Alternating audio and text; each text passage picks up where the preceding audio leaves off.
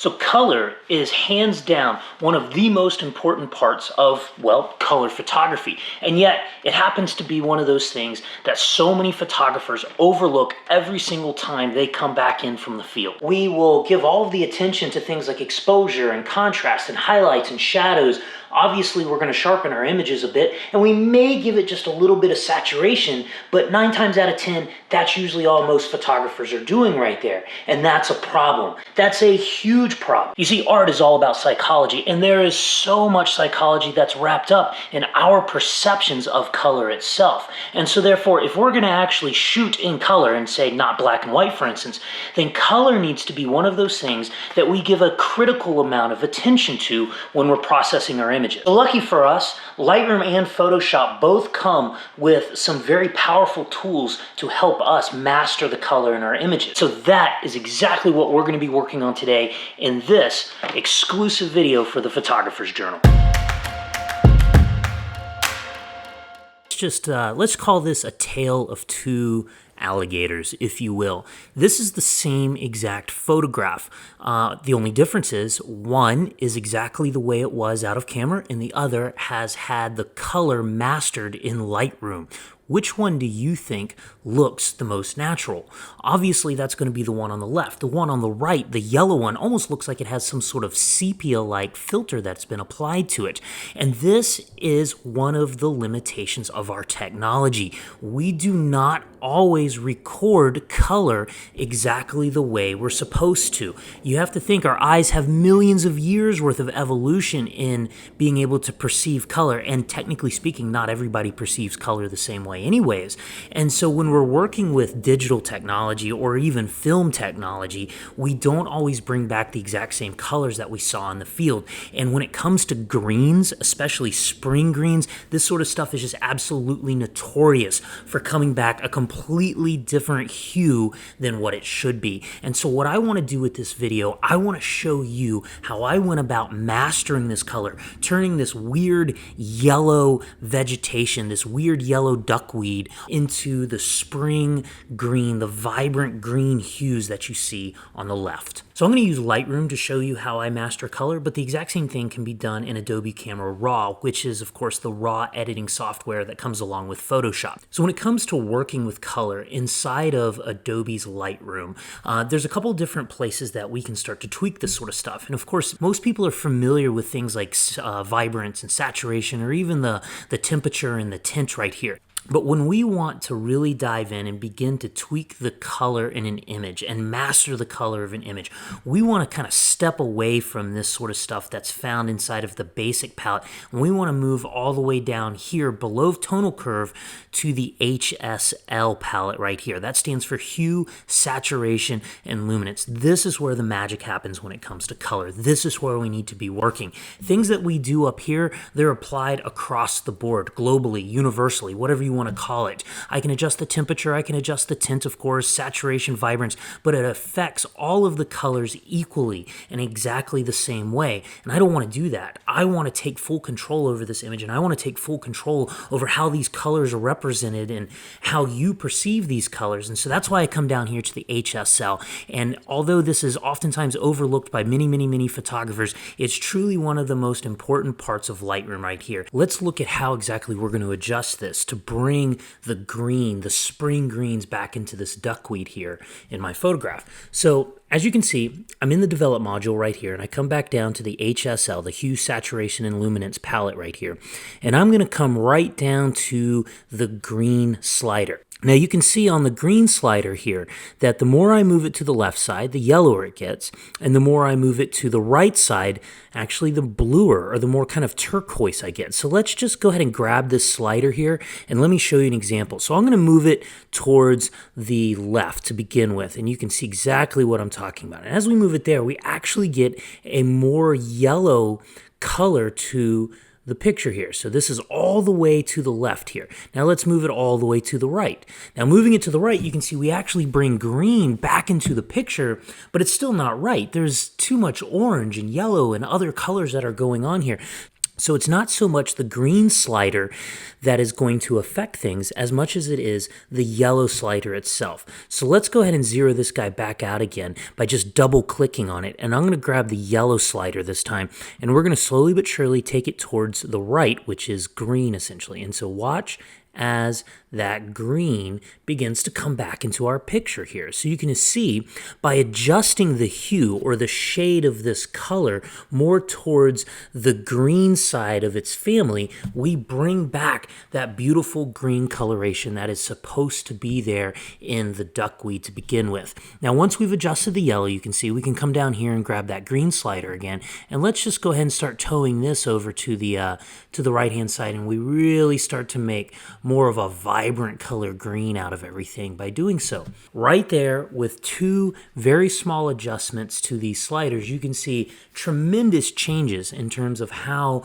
the green color is affected in this photograph. We've gone from this very strange, very yellow coloration of that duckweed to something that is a bit more natural and a bit more like what our eyes actually saw in the field.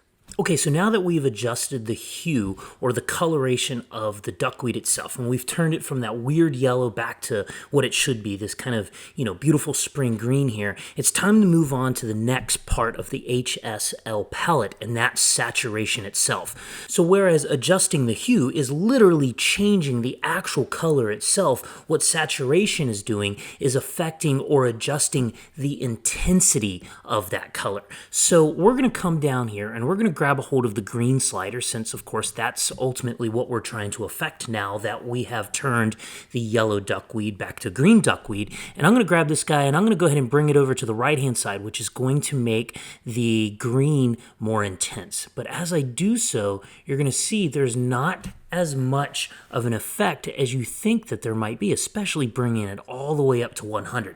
And the reason for that is even though we have brought that duckweed back to what we perceive to be green, the color yellow is still the predominant color inside of this sort of stuff. So let's go ahead and zero that green slider back out by double clicking on it. I'm going to grab the yellow slider. Now I'm going to bring this up to 100, and I can guarantee you it is going to be way too much.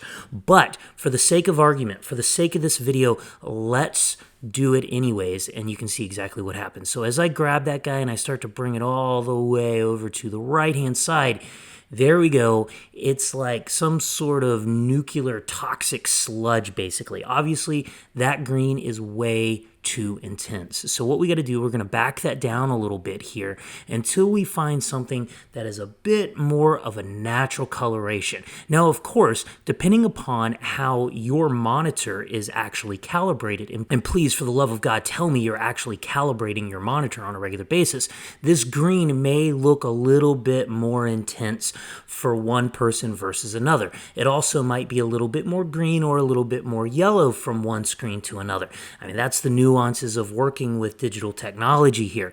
So in a perfect world where we all have our monitors calibrated exactly the same way, you would be seeing everything exactly the way I am. But do realize that there might be some variance, some difference on your monitor and what you're seeing in this video versus what I'm actually looking at on my monitor right now.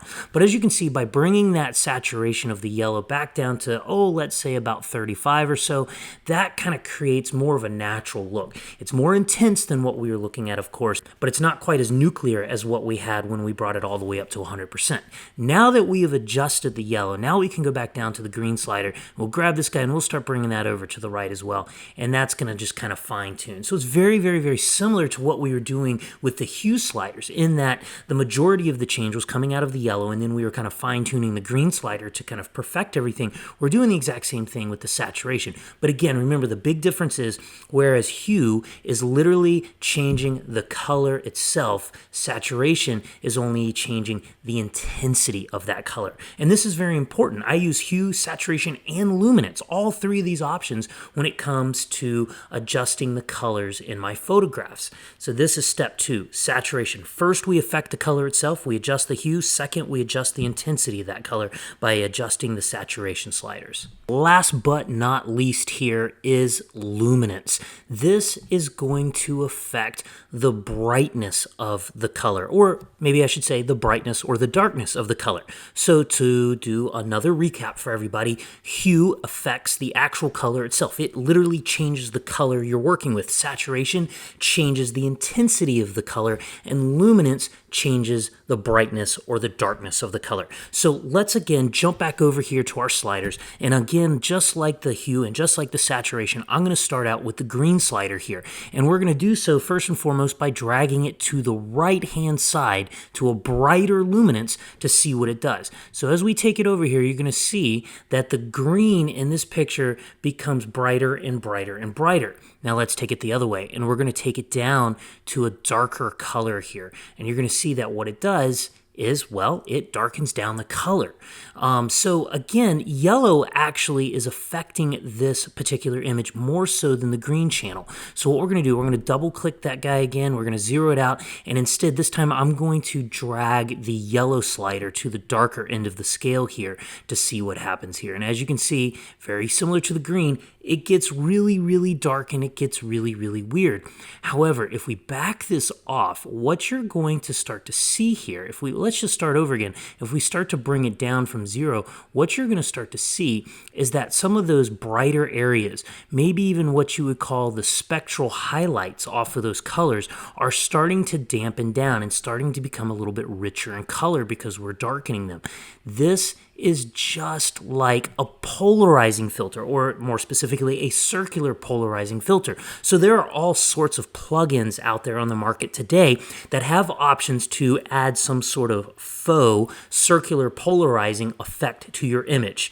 This right here, the luminance, adjusting the luminance, is exactly what those filters are doing. All they're doing when you add that circular polarizing plugin is it's darkening down the luminance of particular color channels. That's it, nothing else. You can do it right here in Lightroom. You don't have to buy additional plugins to do this sort of stuff.